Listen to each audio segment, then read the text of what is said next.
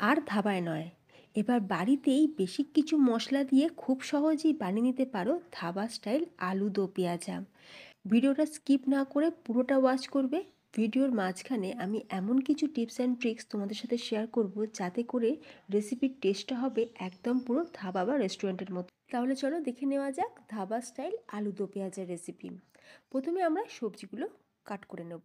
তো সবজিগুলো ঠিক কীভাবে কাটতে হবে দো পেঁয়াজা বানানোর জন্য সেটা একটু ভালো করে দেখে নাও। এখানে আমি 5টা আলু আগে থাকতেই খোসা ছাড়িয়ে ভালো করে ধুয়ে নিয়েছিলাম। এখন আমরা আলুটাকে ঠিক এই রকম টুকরো করে কেটে নেব। খুব বেশি পাতলাও নয়, আবার খুব বেশি কিন্তু মোটাও রাখলে হবে না। আমি এখানে 5টা আলু খুব ভালোভাবে এইভাবে ডাইস করে কেটে নিয়েছি। এখন আলুর কালারটা যাতে চেঞ্জ না হয় সেই জন্য আলুর মধ্যে জল দিয়ে দিলাম। আলুটাকে ভালো করে ধুয়ে নিয়ে জলে ভিজিয়ে রেখেছি।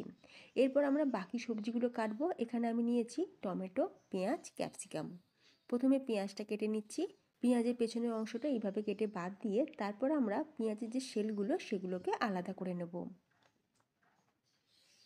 পেঁয়াজের শেলগুলোকে আলাদা করে নিয়েছি। আর পেঁয়াজের মাঝখানের যে অংশটা সেই অংশটা দেখো, আমরা কিন্তু এই অংশটা গ্রেভিতে দেব। সেই জন্য পেঁয়াজের এই যে মাঝখানের যে অংশগুলো সেগুলোকে এরকম রাফলি চপ করে নিচ্ছি।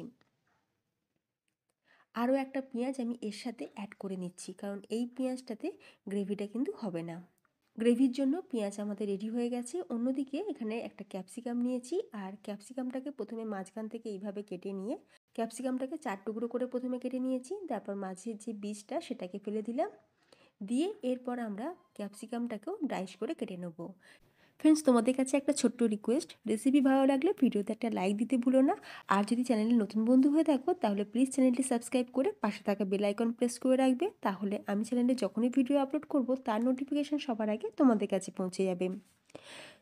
ক্যাপসিকামটা কাটা হয়ে যাওয়ার পর এখন আমরা একটা টমেটো কেটে নিলাম।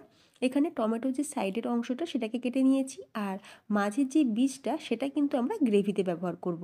তো এখানে আমি 2টো টমেটো ক্যাপসিকামের মতন করে টমেটোটাকেও কেটে নিলাম। তো আমাদের পেঁয়াজ, ক্যাপসিকাম আর টমেটো খুব ভালোভাবে কিন্তু কাটা হয়ে গেছে। অন্যদিকে গ্যাসের ওপর একটা কড়াই বসিয়ে তাতে দিয়ে দিলাম সর্ষের তেল। তেলটা খুব ভালোভাবে কড়াইয়ের গায়েতে লাগিয়ে দেওয়ার পর দিয়ে দেবো এখানে আলুটাকে এখন প্রথমে আমরা হাই ফ্লেমে, তারপর যখন আলুর কালারটা একটু চেঞ্জ হতে শুরু হবে তখন মিডিয়াম টু লো ফ্লেমে আমরা আলুটাকে ভালো করে ভেজে নেব। মোটামুটি মনে রাখতে হবে আলুটা কিন্তু আমাদের এই পর্যায়ে 90% কুক হয়ে যাবে।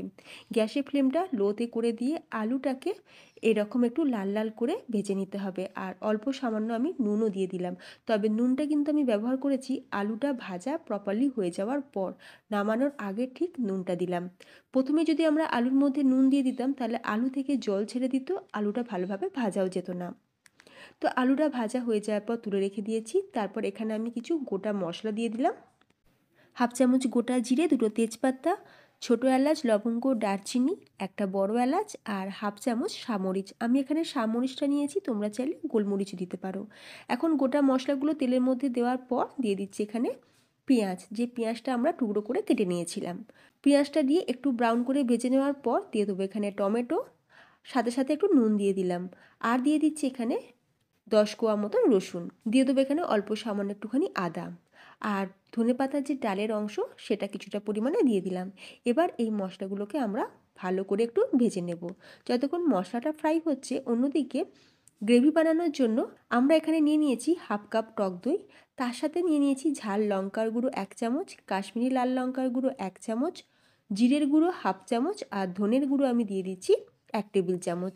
এবার জল ছাড়াই মশলাটা খুব ভালো করে মিক্স করে নেব। খুব ভালো করে মশলাটা মিক্স করে নিয়েছি। এবার এই মশলাটাই আমি দিয়ে দিলাম কড়াইয়ের মধ্যে, দিয়ে সাথে সাথে মশলার বাটি ধোয়া একটুখানি জল দিয়ে দিলাম। এতে করে দইটা আমাদের ফেটেও যাবে না, তেমনি গ্রেভির টেক্সচারটা কিন্তু খুব ভালো হবে। খুব ভালো করে আমাদের মশলাটা কিন্তু এখন কষিয়ে নিতে হবে। গ্যাসের ফ্লেমটা লোতে করে দিয়ে মশলাটা তেল ছাড়া পর্যন্ত খুব ভালো করে কষিয়ে নেব। যখন দেখবে মশলাটা ভালোভাবে কষানো হয়ে যাবে তো আমরা এখানে তেজপাতাটা তুলে ফেলে দিলাম, সাথে বড় এলাচ সেটাকে তুলে ফেলে দিলাম। তারপর মশলাটা একটা প্লেটে ঢেলে রেখে ঠান্ডা হয়ে যাওয়ার পর মশলাটা সুন্দর করে পেস্ট বানিয়ে নেব। এরপর আমরা কড়াইটা ভালো করে ধুয়ে পরিষ্কার করে নেওয়ার পর ওই কড়াইতে দিয়ে দিলাম আলু ভাজার যে তেলটা ছিল সেই অবশিষ্ট তেল, আর দিয়ে দিচ্ছি এখানে 1 চা চামচ গোটা জিরে, 1 চা চামচ ক্রাশড গোটা ধনিয়া। গোটা ধনিয়াকে আমি একটু থেতো করে নিয়ে তারপর দিয়েছি, এতে করে ফ্লেভারটা খুব ভালো আসে। দিয়ে দিলাম কাঁচা লঙ্কা আর জুলিয়ান করে কেটে রাখা আদা। এগুলোকে দিয়ে একটু কিছুক্ষণ সটে করে নেওয়ার পর যে ভেজিসগুলো আমরা রেখেছিলাম যেমন পেঁয়াজ, টমেটো, ক্যাপসিকাম, এগুলোকে সাথে সাথে দিয়ে আরও কিছুক্ষণ একটু সটে করে নিলাম। আর এই সবজিগুলো কিন্তু খুব বেশি ফ্রাই করতে লাগবে না, কারণ সবজিগুলো কিন্তু নরম হবে না। 30 সেকেন্ড একটু সটে করে নেওয়ার পর দিয়ে দেবো এখানে ভেজে রাখা আলু। আলুটাকে দিয়ে সবজির সাথে একটু ভালো করে মিক্স করে নিয়ে এর মধ্যে দিয়ে দিচ্ছি সেই বেটে রাখা মশলাটা। মশলা দেওয়ার সাথে সাথে খুব ভালো করে আরও একবার একটু মিক্স করে নেব। এই সময় গ্যাসের ফ্লেমটা একদম লোতে রাখতে হবে, লো ফ্লেমে একটু ভালো করে নাড়াচাড়া করে নেব।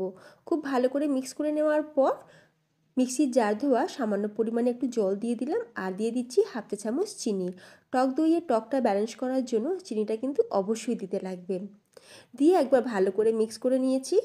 তোমরা চাইলে কিন্তু এরকম ড্রাই আলু দো পেঁয়াজা বানাতে পারো, তবে যেহেতু আমি একটু গ্রেভি রাখবো সেই জন্য আমি এখানে 1 কাপ পরিমাণে উষ্ণ গরম জল দিয়ে খুব ভালো করে যখন গ্রেভিটা ফুটে যাবে তখন দিয়ে দেবো কসুরি মেথি, হালকা একটুখানি হাতে ক্রাশ করে নিয়ে তারপর দিয়ে দিতে হবে। আর দিয়ে দেবো এখানে চপ করে নেওয়া ধনেপাতা আর গরম মশলা গুঁড়ো দিয়ে দিচ্ছি 1/2 চা চামচ, আর দিয়ে দেবো 1/2 চা চামচ আমচুর পাউডার। এতে করে চটপটা একটা টেস্ট আসবে। আমচুর পাউডার না থাকলে লেবুর রসও ব্যবহার করতে পারো। সব কিছু দেওয়া হয়ে গেছে, আলু দো পেঁয়াজা আমাদের একদম রেডি। ধাবা স্টাইল বা রেস্টুরেন্ট স্টাইল আলু দো পেঁয়াজা খুব সহজে চটজলদি কিন্তু এইভাবে এই প্রসেসে বাড়িতে বানিয়ে নিতে পারো। রোজ একঘেয়েমি ডিনারে কী বানাবে যদি চিন্তা করে থাকো, তাহলে একবার হলেও এইভাবে আলু দো পেঁয়াজা বানিয়ে দেখো, স্বাদ কিন্তু মুখে লেগে থাকবে। অনেক সময় কি হয়, ধাবা বা রেস্টুরেন্টে গিয়ে আমাদের কিছু খাওয়ার মন করে অথচ যাওয়া হয় না, তাই খুব সহজে বাড়িতেই কিন্তু এই রেসিপিটি বানিয়ে নিতে পারো। ধাবা স্টাইল আলু দো পেঁয়াজা রেডি ফর সার্ভ। আমি একটা বোলের মধ্যে ট্রান্সফার করে নিলাম। তো তোমরা দেখতেই পেলে চটজলদি কিন্তু বানানোও হয়ে যায়। তোমাদের কেমন লাগলো আজকের রেসিপি অবশ্যই আমাকে কমেন্টে জানিও। রেসিপি ভালো লাগলে বাড়িতে তোমরা ওইভাবে বানিয়ে দেখো। তাহলে ভিডিওটা আজ আমি এখানেই শেষ করলাম। তোমরা সকলে ভালো থেকো, ধন্যবাদ।